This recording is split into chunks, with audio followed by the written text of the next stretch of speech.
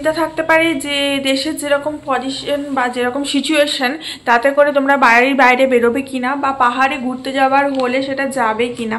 তো আমি এই জার্নিটা স্টার্ট করলাম উইথ মাই স্মল কিড, যে আমরা পাহাড়ে যাচ্ছি নর্থ বেঙ্গল, দার্জিলিং, এবং দার্জিলিং থেকে অফবিট যাব আর শিলিগুড়িতে যাব, শিলিগুড়িতেও থাকবো। এবং এখন এই মোমেন্টে দাঁড়িয়ে হঠাৎ করে টিকিট পাওয়ার যে সমস্যা, সেই সমস্যার সমাধান দেবো এই ভিডিওর মধ্যে। তো তোমরা ভিডিওটা স্কিপ করো না, পুরোটা দেখো, প্রচুর ইনফরমেটিভ হতে চলেছে। অ্যান্ড ভিডিওটা অবশ্যই একটা লাইক করে শেয়ার করে দিও, অবশ্যই চ্যানেলটা সাবস্ক্রাইব করে রাখো। তো চলো ভিডিওটা স্টার্ট করা যাক। আমি এখন বসে রয়েছি শিলিগুড়ির হোটেলে, এবং শিলিগুড়িতে আমি আজকে পুরো দিন কাটালাম। এখানে হংকং মার্কেট ঘুরলাম, আশেপাশে জায়গা ঘুরলাম, খেলাম, সমস্ত কিছু একদম নর্মাল রয়েছে। আর পৌঁছালাম কি করে, হঠাৎ করে টিকিট তো পাওয়া যায় না, আর ট্রেনে এখন প্রচুর ভিড়। তার কারণ হচ্ছে প্রত্যেকটা এয়ারলাইন্স বন্ধ করে দেওয়া হয়েছে, এখনও সব এয়ারলাইন্স খোলেনি, কিছু কিছু এয়ারলাইন্স খুলছে।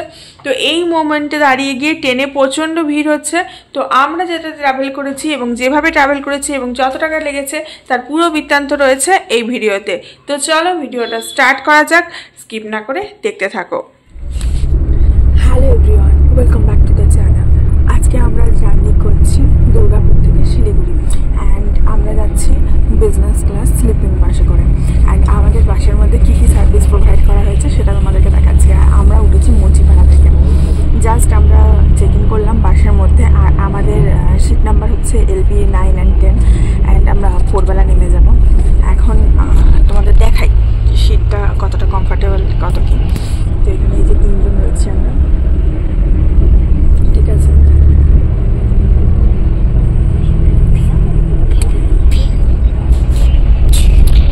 আচ্ছা, এখানে হাজব্যান্ড বসে রয়েছে, আমি রয়েছি, মেয়ে রয়েছে। এটা পুরোটা হচ্ছে রিমোট, দুটো ইন্ডিভিজুয়াল সিটের জন্য দুটো ইন্ডিভিজুয়াল টিভি প্রোভাইড করা হয়েছে। কিন্তু ব্যাপারটা হচ্ছে যে আমরা এখন যাচ্ছি গ্রিন লাইনে কিন্তু টিভির সাথে কোনো রকম হেডফোন দেয়নি, ঠিক আছে। আর আমরা এই যে বাসটায় যাচ্ছি এটা আসানসোল থেকে আসছে এবং দুর্গাপুর হয়ে একবারে চলে যাচ্ছে তোমার শিলিগুড়ি। আর এই যে দেখতে পাচ্ছ আমরা দুটো সিট এখানে বুক করেছি, আর এটা কমপ্লিমেন্টারি একটা দেয়, এক প্যাকেট করে স্ন্যাক্স দেয়। এর মধ্যে কি কি আছে দেখাচ্ছি। আর দুটো সিটের মধ্যে আমরা 3 জন অ্যাডজাস্ট করে নিয়েছি, মেয়ের জন্য আমরা কোনো টিকিট কাটিনি, মেয়ের যেহেতু বয়সটা কম। আর সিটে একবার বসে গেলে আর পর্দা লাগিয়ে দিলে পুরো একদম প্রাইভেট কূপ, এই কূপের মধ্যে তোমাকে কেউ ডিস্টার্ব করবে না, ইভেন পর্দা খুলেও দেখতে আসবে না। তো দেখো এই বক্সের মধ্যে একটা ছোট্ট কুকিজ রয়েছে, বাইরে বিদ্যুৎ চমকাচ্ছে দেখতে পাচ্ছ, ওয়েদার খুব খারাপ। একটা কেক রয়েছে, একটা জিরা বিস্কুট রয়েছে, আর একটা করে এই চিড়ে ভাজার প্যাকেট রয়েছে, একদম ড্রাই ফ্রুটস যেগুলো তুমি প্যাকেজিং ফুড, তুমি খেলেও খেতে পারো, না হলে রেখে দিতে পারো, পরেও খেতে পারো। তো যেহেতু আমাদের দুটো সিট বুক, তার জন্য দুটো প্যাকেট দিয়েছিল, আর তার সাথে দুটো জলের বোতল দিয়েছিল। এগুলো কমপ্লিমেন্টারি প্রত্যেকটা বাসেই দেয়। এখন প্রত্যেকটা বাসেই যখনই তুমি ট্রাভেল করবে বিজনেস ক্লাস স্লিপিং বাসে, তখন তোমাকে এগুলো প্রোভাইড করা হবে। তো এখন আমরা এগুলো কিছু খাবো না, তাই এগুলো ঢুকিয়ে নিলাম, এগুলো পরে খাবো।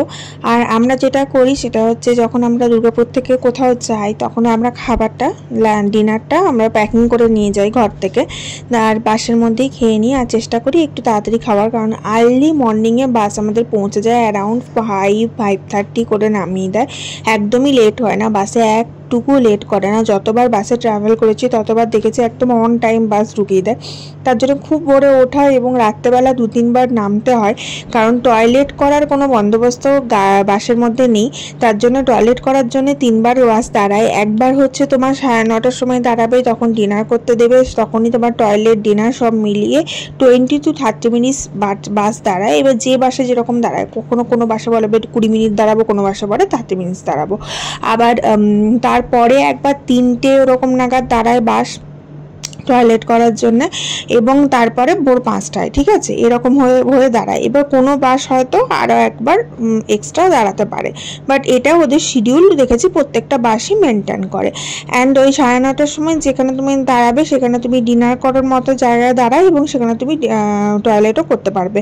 এবং তারপরে রাত 3টে বা 2:30টার সময় যখন দাঁড়ায়, বা কখনো হয়তো তার মাঝখানে একবার 12টায় হল্ট করলো, তো সেই সময় কি করে, যে জায়গায় দাঁড়ায় সেখানে তুমি চা, কফি, জল এই সমস্ত কিছু পেয়ে যাবে এবং টয়লেটও করতে পারবে, কোনো ধাবার মতো জায়গায় গিয়ে দাঁড়ায়।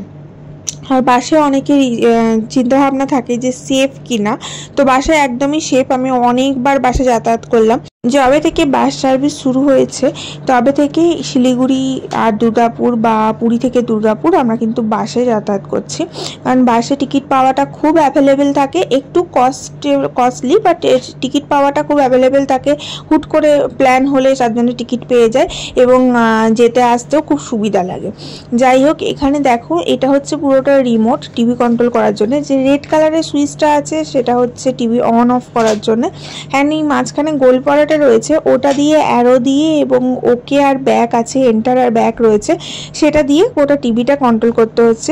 এবার তোমাদের চিন্তা ভাবনা থাকবে যে টিভিতে চ্যানেল কি থাকবে। চ্যানেল কিছু নেই, এখানে কিছু ইন্ডিভিজুয়াল সিনেমা আছে, ইংলিশ, হিন্দি, কিছু কার্টুন, সেগুলো অলরেডি ওখানে স্টোর করে রাখা আছে, সেভ করে রাখা আছে এবং সেইগুলোই তুমি প্লে করে দেখতে পারবে।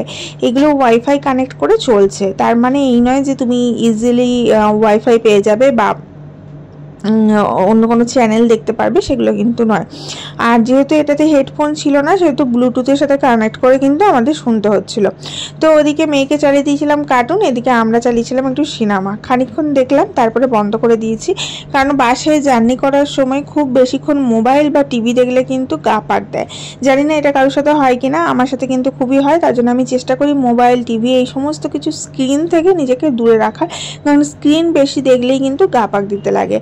তো এদিকে মেয়ের কার্টুন চলছিল, ও কিছুতেই ছাড়বে না কার্টুন। আর এদিকে আমি দেখছিলাম একটু কতগুলো সিনেমা রয়েছে। সিনেমা কিন্তু বেশ খানিকগুলো স্টোর করা রয়েছে, মানে তুমি চাইলে যে কোনো সিনেমা দেখতে পারো এবং সারা রাত চাইলে সারা রাতও দেখতে পারো, কোনো অসুবিধা নেই। আর যেহেতু কেবিনের মতো করা রয়েছে তার জন্য খুব সুবিধা। আর একটা চিন্তাধারা থাকতে পারে যে বাসে যারা জার্নি করে যে মেয়েদের ক্ষেত্রে কি অসুবিধা। সিঙ্গেল সিট রয়েছে বাঁ দিকে, নিচেও সিঙ্গেল ওপরেও সিঙ্গেল, এবং ডবল সিটগুলো ডান দিকে, নিচেও ডবল ওপরেও ডবল। আর যদি ডবল সিটের মধ্যে একটা সিট কোনো মেয়ে বুক করে তাহলে তার পাশের সিটটাও কিন্তু কোনো মেয়ে বুক করলে তবেই দেবে, নাহলে কিন্তু ফাঁকা থাকবে, এটা ওদের রুলস। যাই হোক, এবার তোমাদেরকে বলি যে টিকিট কত করে লেগেছে। ন্যাচারালি বাসের ভাড়া কিন্তু 2500 করে থাকে, তুমি যেখানেই যাও ট্রাভেল করো। বিজনেস ক্লাস স্লিপারের ভাড়া কিন্তু, স্লিপিং বাসের ভাড়া কিন্তু 2500 করে থাকে। এবার সেই ভাড়াটা কিন্তু আপ অ্যান্ড ডাউন করে, সিজন ওয়াইজ ভাড়াটা বেড়ে যায়, সিজন যখন কম থাকে ভাড়াটা কমে যায়, এবং যত যাওয়ার দিন এগিয়ে আসে, ধরো তুমি আজকে যাবে, কালকে ধরো তুমি যাবে, আজকে টিকিট বুক করছো, তাতে কিন্তু দেখবে তোমার ভাড়াটা অনেক কম লাগছে। মানে যত যাওয়ার দিন এগিয়ে আসে ভাড়ার রেঞ্জটা একটু একটু করে ওরা কমিয়ে দেয় সিট বুকিংয়ের জন্য। তো আমাদের যাওয়ার সময় এগুলো কিন্তু 1400 টাকা করে ভাড়া পড়েছিল, এবং এই একই ইয়েতে যখন আমরা ফিরলাম তখন সেগুলো 2000 টাকা করে ভাড়া পড়েছিল। তো ভাড়াটা কিন্তু আপ অ্যান্ড ডাউন করে। আমরা redbus.in থেকে বুক করি, তোমরাও চাইলে বুক করতে পারো। এখন আমি ডিনারটা করে নেব।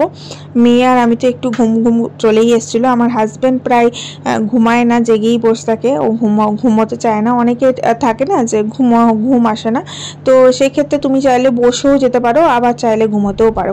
তো এখানে ডিনারটা আমাকে প্যাক করে দিয়েছিল আমার শাশুড়ি মা। এখানে আলু ভাজা, রুটি, মিষ্টি সমস্ত কিছু ছিল।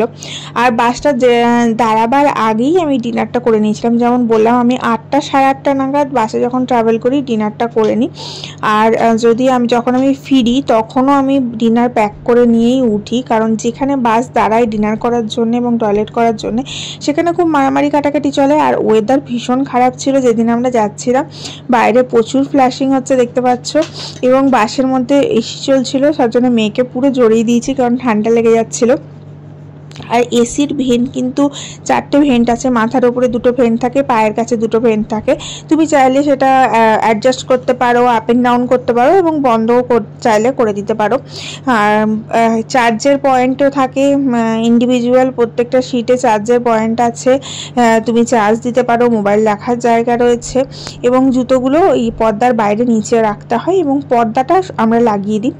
আর সবাই যারাই জার্নি করে তারাই পর্দা লাগিয়ে দেয়, এবং ইন্ডিভিজুয়াল লাইট রয়েছে, তুমি চাইলে লাইটটা এখান থেকে বন্ধও করতে পারো, জ্বালাতেও পারো, সেটা তোমার হাতে রয়েছে।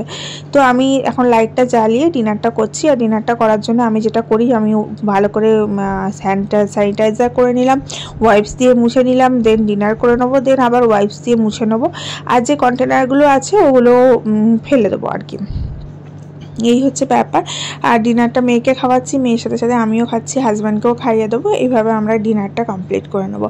আর অনেকটা স্পেশিয়াস, বুঝতেই পারছো আমরা 3টে মানুষ ভালোভাবে যাচ্ছি, তার মানে বুঝতে পারছো কতটা স্পেশিয়াস। আর বাসটা খুব দুলছিল, ওয়েদারটা খারাপ তো বাসটা দুলছে, তার জন্য আপনারা দেখতে পাচ্ছ এরকম মুভমেন্ট চলছে। যাই হোক, মাঝখানে বলে রাখি, যারা ভিডিওটা দেখছো অবশ্যই ভিডিওটা শেয়ার করে দিও, কারণ যথেষ্ট ইনফরমেটিভ ভিডিও। এই সময় সবাই ঘুরতে যেতে চায়, কিন্তু ঘুরতে যাওয়ার জন্য সবাই ট্রেনের অপশানই খোঁজে, কিন্তু ট্রেনে এখন সিট আনঅ্যাভেলেবেল। তো এই সব থেকে বেস্ট অপশান এবং সব থেকে ভালো অপশান হচ্ছে বাস। যে বাস সার্ভিস এখন চারিদিকে চালু হয়ে গেছে, যে কোনো জায়গায় তুমি যাওয়ার জন্য স্লিপার বাসে করে চলে যেতে পারো। আর বাস সার্ভিসের জন্য যা যা জিনিস থাকে বা যা যা জিনিস প্রয়োজন তা আমি সমস্তটাই এই ভিডিওটা তুলে ধরার চেষ্টা করলাম। আর অবশ্যই ভিডিওটাতে একটা লাইক করে দিও। যারা চ্যানেলটাকে নতুন ভিজিট করছো অবশ্যই চ্যানেলটাকে সাবস্ক্রাইব করে পাশে থেকো, এটুকু অনুরোধ রইল।